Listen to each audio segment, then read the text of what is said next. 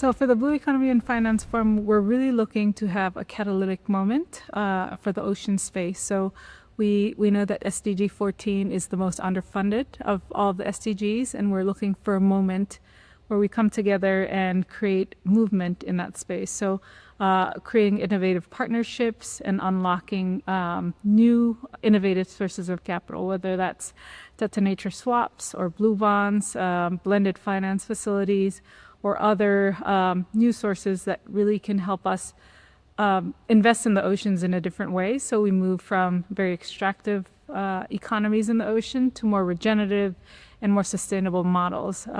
So it's really a moment that we can come together and redirect financial flows that will help us unlock kind of a new era in ocean sustainability and the blue economy.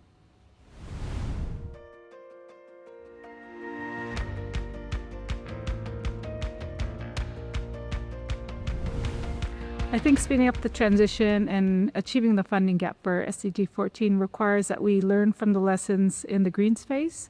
So if we look to the past and we see the mechanisms that have enabled the green financing space to be over $1 trillion today, it really started maybe with the Paris Agreement and the catalyzing effect that politicians, civil society, academia, and the private sector have come together and worked very quickly on new innovations in finance. So, for example, things like the Green Climate Fund, or the Global Environmental Facility.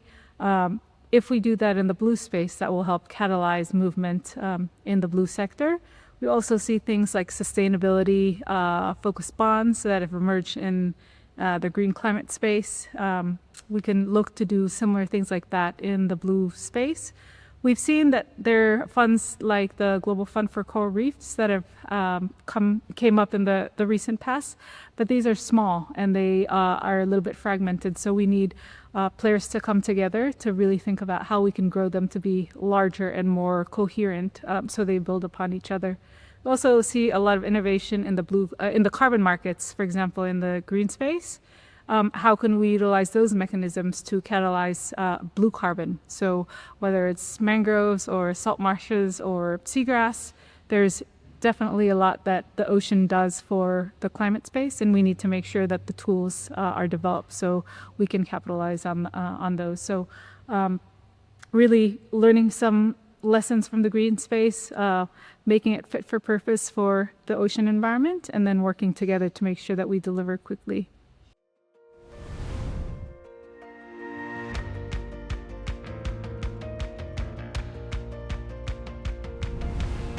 So the ocean is basically a pillar of the entire economy of Palau. We are 99% ocean and less than 1% land. So we call ourselves a blue ocean state. And the ocean is everything for us. So it runs our major economies. So our number one economy is tourism, mostly blue tourism. So a lot of people come to Palau for scuba diving or snorkeling. And then fisheries is our second largest industry. So the bedrock of our entire economy is focused on the ocean. So for us, I don't remember learning how to swim. It's like I was a fish, and it's just such an intrinsic part of our lives and something that we spend time in every day. It's part of our identity. And so for us, taking care of it, making sure that it's bountiful is also key. I think making sure that we sustainably use it and that we protect it for future generations is something that's very important to us as Palauans, and we really want to share that message of importance with the world. The ocean is our shared responsibility. We only have one ocean together, and so we want to really bring some of that cultural respect that we have for the ocean to the international community and help make sure that we mobilize the financing to protect it, but also to sustainably use it for ourselves and for our future generations.